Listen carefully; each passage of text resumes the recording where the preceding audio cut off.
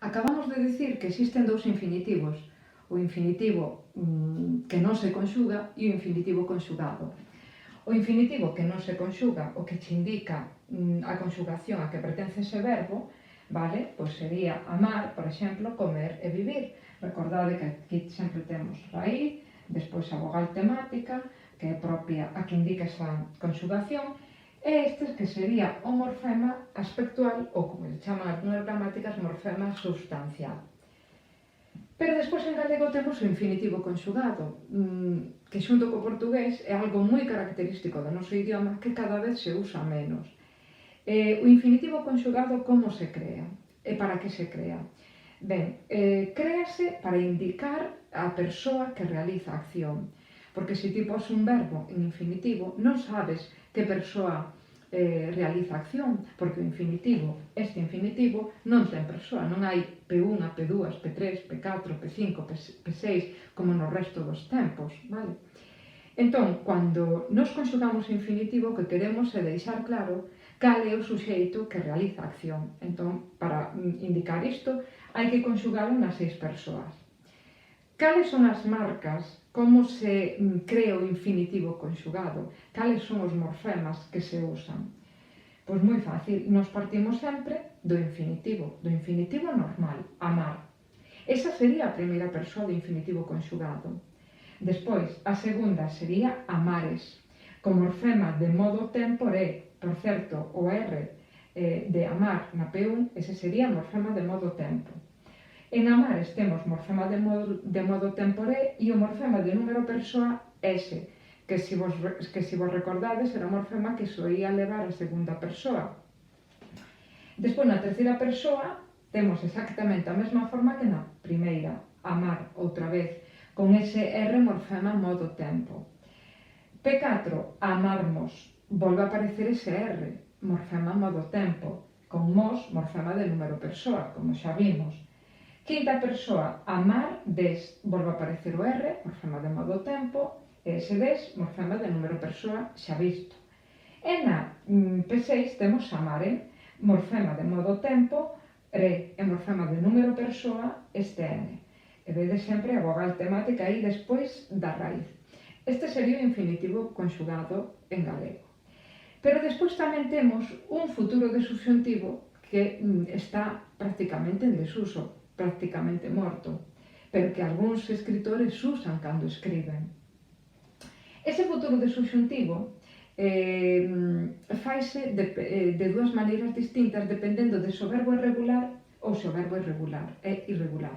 Nos regulares, o futuro de subxuntivo coincide co infinitivo conxugado, é exactamente igual. Entón, como se diferencia? Polo tipo de oración. Despois veremos cando se usa o futuro de subxuntivo, porque se pode usar. Que ninguén o use non quere decir que ti non poidas usalo. Estaría ben incluso usalo, porque vamos deixar morrer un tempo tan característico do noso idioma. Pero nos verbos irregulares, en cambio, faise de outra maneira distinta. Non coincide co infinitivo conxugado. Que temos que facer para crear o futuro de subxuntivo dun verbo irregular? Pois collemos a raíz do pretérito, que é a que che aparece, por exemplo, na P1. Recordade que para ver se un verbo era regular ou irregular, temos que coller os PPs, o presente e o pretérito. Con coller a primeira persoa é suficiente. Entón, ti colles esa primeira persoa do pretérito. Do verbo dicir eu dixen, colles a raíz, dix. E a esta raíz vas engadindo todo o que fomos rodeando, metendo en cadros vermellos no infinitivo conxugado. E entón, dixer, dixeres, dixer, dixermos, dixerdes, dixeren. Ese sería o futuro de subxuntivo nun verbo irregular, como é o caso de dicir. En todas estas persoas, o morfema de modo tempo coincidiría co infinitivo conxugado e os morfemas de número persoa tamén son coincidentes co infinitivo conxugado. É dicir, que o único que cambia é a raíz se o verbo é irregular. Se é regular, infinitivo conxugado e futuro de subxuntivo son iguais. Do imperativo que podemos dicir? Pois que serve para dar ordes ou incluso consellos, e que só está formado por dúas persoas. Por tanto, non existe modo tempo. Un modo tempo sempre ten as 6 persoas. Entón non imos encontrar o morfema de modo tempo no imperativo, pero sí morfema de número persoa porque, aunque ten dúas, tenas. A segmentación morfolóxica sería a seguinte: ama, raíz, este A, vogal temática, que é a propia da conxugación, a P2. E na P5, que é a segunda persoa que ten, sería amade, a forma, con raíz am, vogal temática A, e o morfema de número persoa D. Máis substancia ten o infinitivo, primeiro porque se pode conxugar como xa vimos e explicamos como se facía. Pero para conxugalo temos que mirar unha serie de cousas. Non podemos conxugar un infinitivo sempre que nos queiramos. Que é o que temos que mirar? O infinitivo, para empezar, é un verbo que sempre vai depender de outro verbo principal. Entón, o que hai que facer nunha oración onde queres conxugar o infinitivo ou queres mirar se está ben conxugado, localizar o infinitivo e o verbo principal do cal vai depender. Unha vez que teñas os dous verbos localizados, infinitivo e verbo principal do que depende, tes que ver o suxeito de cada un deles. Por que hai que mirar o suxeito de cada un deles? Porque cando o infinitivo se conxuga é para indicar o suxeito, pero ese suxeito pode coincidir co do verbo principal. Entón, nestes casos, xa non é necesario conxugar o infinitivo, porque o verbo principal, como principal que é, xa indica o suxeito. Pero sí que podemos conxugalo, a pesar de teren o mesmo suxeito, cando o infinitivo conxugado está moi lonxe, porque se perde a noción de cal era o suxeito. Nese caso, sí, se está moi lonxe, entón conxugamos o infinitivo, aínda que teña o mesmo suxeito que o verbo principal. Pero se os dous están xuntos e teñen o mesmo suxeito, xa non ten sentido conxugar o infinitivo, porque o suxeito iría indicado no verbo principal. Entón, hai que mirar sempre a posición, a distancia que haxa entre o verbo principal e o infinitivo, e hai que mirar o suxeito que ten un e outro. Se é o mesmo suxeito, conxugamos se están lonxe. Se teñen o mesmo suxeito, están xuntos, non conxugamos. Xa o verbo principal, que sería o xefe, o líder, xa vai indicando el o suxeito. Despois hai outros casos nos que tampouco se debe conxugar, tampouco, incluso, eu diría, non se pode conxugar. Non se pode conxugar nunha perífrase, porque a perífrase é un todo formado por dous verbos. Entón, se un deses verbos é infinitivo, aí non hai que tocar nada, é un todo intocable. Tampouco en oracións persoais conxugamos o infinitivo. Por exemplo, chover é agradable. Ese chover é impersoal, porque é un verbo que ten que ver coa meteoroloxía. Entón, aí, nas impersoais, non se pode conxugar, porque se ti conxugas para que? Para indicar o suxeito. Se é impersoal, iso quere dicir que non é suxeito, non se quere dicir. Ou para as ordes, frases oracións deste tipo: non pisar, non fumar. Aí non podes conxugar o infinitivo, porque quen non ten que fumar, quen non ten que pisar? Unha persoa en concreto, non todas as persoas, a P1, a P2, a P3, a P4, a P5, a P6, entón se conxugamos, habería que conxugar o infinitivo en todas as persoas, porque somos todos os que non podemos fumar nin pisar. Despois, con verbos modais do tipo querer, poder, deber, non se debe conxugar, ainda que hai gramáticas que aquí non se molla moito, outras son máis prescriptivas e din non conxugar con estes verbos. Entón, eu vou seguir esas gramáticas tradicionais onde, con estes verbos, non conxugamos o infinitivo. O infinitivo pode ser calquera verbo, o que non pode ser o verbo principal do que dependa un querer, un poder ou un deber. Se o verbo principal é un destes tres, non conxugamos o infinitivo, porque ás veces pensades que o infinitivo non pode ser querer, non pode ser poder ou non pode ser deber. Non, é o verbo principal o que non debe ser querer, poder, deber para conxugar o infinitivo, vale? E despois nas oracións finais, con verbos de movimento, non se conxuga tampouco o infinitivo. Por exemplo, viñeches para xogares. Para xogares? Non, para xogar. Aquí non podemos conxugar o infinitivo.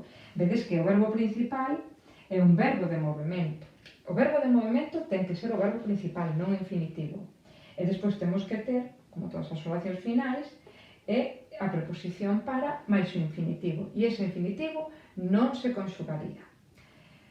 Ben, cando se conxuga entón? Porque aquí o que dixemos foi neses casos nos que non se conxuga. Pois conxúgase recopilando repetindo o que xa dixemos cando teñen distinto suxeito ou cando teñen o mesmo suxeito pero están moi separados. Ademais diso, coidado cos verbos causativos e os verbos de sentido.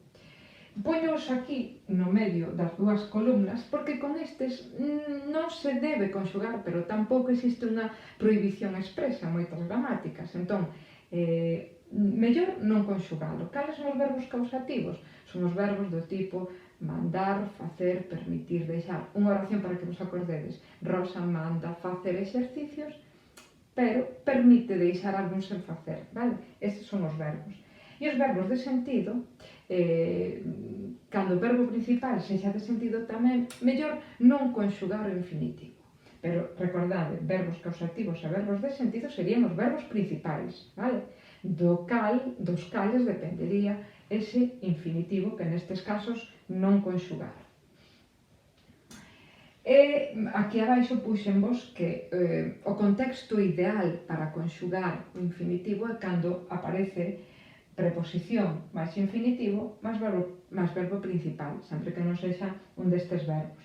Entón, neste caso, aínda que teñan igual suxeito, se vai antes o infinitivo coa súa preposición, nestes casos, perfecto, podemos conxugar o infinitivo. O único que me queda decir do infinitivo conxugado é que, dado o pouco uso que ten esta forma, deberíamos usala moito máis, como fan moitos escritores no seu libro, porque de morrer, como lle pasou ao futuro subxuntivo, perderemos unha reliquia lingüística importantísima dentro do noso idioma. Así que, a usar o infinitivo conxugado, que tampouco é tan difícil. Ben, teño aquí varias oracións coas que quero exemplificar o uso do infinitivo conxugado. Na primeira, non se pode tirar papéis no parque. Aquí non se podería conxugar porque ten un valor impersonal a oración. Que non pode tirar papéis? Eu, ti, el, nós, vós, eles, quen? Pois todos. Entón, non podo conxugar o infinitivo porque iso sería dicir que alguén pode tiralos e outros non. Entón, queda sen conxugar. Debo pagar. Non debo conxugar o infinitivo por dúas razóns. Primeiro, porque está nunha perífrase. É unha perífrase porque o verbo deber non ten o significado de deber cartos, para que o entendades. Perde ese significado, entón por iso é unha perífrase. Nas perífrases non podo conxugar o infinitivo. Ademais, vai dependendo do verbo deber. Recordade que con querer, poder, deber non conxugamos o infinitivo. De ir á festa compraremos grilandas. Agora que o que temos? Temos un infinitivo que aparece de primeiro, precedido de preposición. Este sería o verbo do que depende compraremos. Vedes que o suxeito é o mesmo. Quen vai á festa? Nós. Quen compraremos grilandas? Nós. Entón conxugamos? Pois sí que se pode conxugar, a pesar de que van xuntos e teñen o mesmo suxeito, bueno, non xuntos, pero bastante cerca. Por que conxugamos? Porque se dá o contexto ideal, que é que o infinitivo vaia antes do verbo principal e precedido de preposición. Ben, agora temos aquí un infinitivo que vai dependendo dun verbo de sentido. Os verbos de sentido son oír, ver, sentir, etc. Van moi xuntos, entón nestes casos mellor non conxugar aínda tendo distinto suxeito. Algo similar pasa na seguinte oración, onde volvemos ter o infinitivo bater, que depende dun verbo causativo, que son mandar, facer, permitir, deixar. Van moi xuntos, aínda que teñen distinto suxeito, pois mellor non conxugar. Vexamos agora o uso do futuro do subxuntivo con algúns exemplos. Úsase nas oracións locativas, nas oracións temporais, nas oracións modais, nas condicionais, nas comparativas e nas de relativo. Por exemplo, axudádeme o que quixerdes, sería unha de relativo. Como sementares, recollerás, sería unha modal. Se quixer, condicional.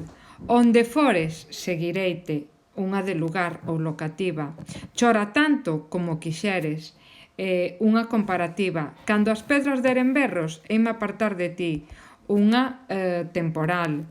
Desde que nacerdes todos foron problemas, unha temporal, por este desde. Se tiverdes frío, botade unha manta, unha condicional. Do que trouxerdes da caza, compartide. Esta sería unha de relativo.